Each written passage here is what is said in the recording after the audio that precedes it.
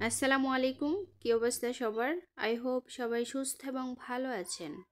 আমিও আলহামদুলিল্লাহ বেশ ভালো আছি। ভিডিওর শুরুতেই দেখতে পাচ্ছেন যে অনেক বড় কচু, তাই না?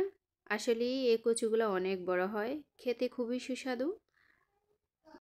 আর এই কচুগুলোর ডুগাও কিন্তু অনেক মজা, বিশেষ করে ইলিশ মাছ দিয়ে চিংড়ি মাছ দিয়ে রান্না করলে অনেক ভালো লাগে। তো আমি প্রায় সময় এর ডুগা রান্না করে খাই। এবার দেখতে পাচ্ছেন যে নারিকেল গাছ থেকে নারিকেল পাড়া হচ্ছে, তাই না? আসলে আমার বাড়ি তো গ্রামে, আর আমার বাড়িতে মাশাআল্লাহ অনেক রকমের গাছ আছে। বিশেষ করে সবচাইতে বেশি আছে নারিকেল এবং সুপারি। আর আমাদের এখানে নারিকেল সুপারি সবচাইতে বেশি বিখ্যাত। তো আলহামদুলিল্লাহ আমাদের কখনো নারিকেল কিনতে হয় না। যখন ইচ্ছে হয় ডাব খেতে পারি, যখন ইচ্ছে হয় নারিকেল পরিপূর্ণ হলে সেটাও খেতে পারি এবং বিক্রিও করি। তো এখন যে নারিকেলগুলো পাড়া হচ্ছে এগুলো বিক্রি করার জন্য পাড়া হচ্ছে। আর এগুলো এখনো নারিকেলে পরিপূর্ণ হয় নাই।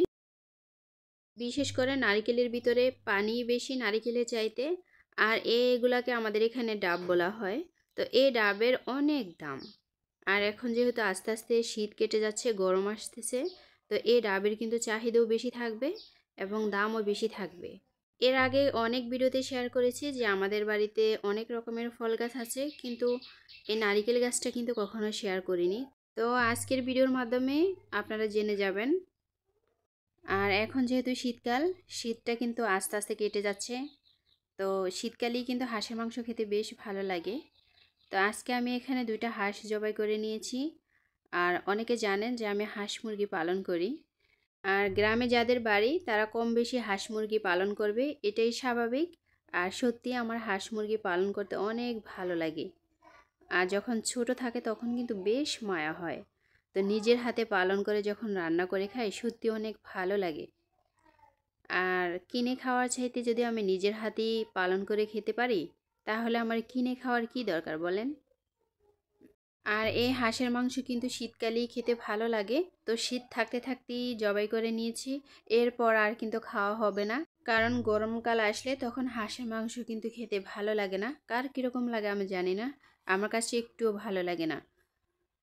আমার কাছে হাঁসের মাংসের চাইতে সবচাইতে বেশি ভালো লাগে হাঁসের চামড়া। অনেকে হাঁসের চামড়া ফেলে দেয়, কিন্তু আমার কাছে চামড়া খেতেই বেশি ভালো লাগে। আমার মতো হাঁসের চামড়া খেতে কে কে পছন্দ করেন অবশ্যই আমাকে কমেন্টসের মাধ্যমে জানিয়ে দিবেন। এদিকে আমার মাংস পরিষ্কার করে ধুয়ে নেওয়া হয়ে গেছে, এবার আমি চলে যাব রান্নায়। অনেকে জানেন আমি মাটির চুলায় রান্না করি। আমি মাটির চুলাটা তেমনভাবে দেখাই না। আর গ্রামে বসবাস করলে তারা কিন্তু মাটির চুলায় রান্না করে। তো আমি কিন্তু তার ব্যতিক্রম নয়, আমিও মাটির চুলায় রান্না করি। অনেক ভিডিওতে আমি মাংস রান্না শেয়ার করেছি।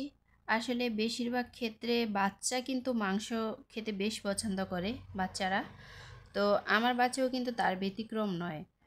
ওর কাছে ডিম এবং মাংস এই দুটোই কিন্তু খুবই কমন খাবার। অন্যান্য খাবারের চাইতে সে এই দুটাকেই বেশি পছন্দ করে। তো আমার বেশিরভাগ ক্ষেত্রেই কিন্তু মাংসটা রান্না করা হয়। আর যদিও হয় নিজের হাতে ফ্রেশ মাংস, তাহলে সত্যিই খেতে বেশ ভালো লাগে। আর একটু বেশি ভালো লাগে যখন মাংসতে আলু দেওয়া হয়, কারণ মাংসতে আলু না দিলে আমার মনে হয় যে মাংসের যে স্বাদ সে স্বাদটাই থাকে না। তবে ভুনা করার চাইতে আমার কাছে আলু দিয়ে রান্না করলে এটাই সবচেয়ে বেশি ভালো লাগে। তবে হ্যাঁ, অন্যান্য তরকারি দিয়েও আমি রান্না করেছি। যেমন এর আগেও আমি লাউ দিয়েও রান্না করেছি। তো সেটা চাইতে কিন্তু আলুটাই দিলে সবচাইতে বেশি ভালো হয় আমার কাছে মনে হয়। তো কথা বলতে বলতে আমার এখানে রান্নাটা কিন্তু হয়ে গেছে। এবার আমি রান্নাটা নামিয়ে নিব। তো নামিয়ে নেওয়ার আগে কিন্তু আমি ধনিয়া পাতা দিয়েছি। আর এই ধনিয়া পাতাটা হচ্ছে বিলাতি ধনিয়া পাতা। আর এই ধনিয়া পাতার গ্রানটাও কিন্তু খুবই ভালো, খুবই সুন্দর। আমি বিশেষ করে ভর্তা তৈরি করলে এই ধনিয়া পাতাটা সেখানে ব্যবহার করি। তা আমার কাছে খুবই ভালো লাগে। এবার দেখতে পাচ্ছেন যে অনেকগুলো মাছ, তাই না? এগুলা হচ্ছে পোয়া মাছ। আর সেই সাথে হচ্ছে ছোট ছোট ইলিশ মাছ। মাছগুলো কিন্তু খুবই ছোট, তেমন বড় না। তারপরেও নদীর মাছ যেহেতু, এই ইলিশ মাছের কিন্তু সত্যি অনেক স্বাদ থাকে।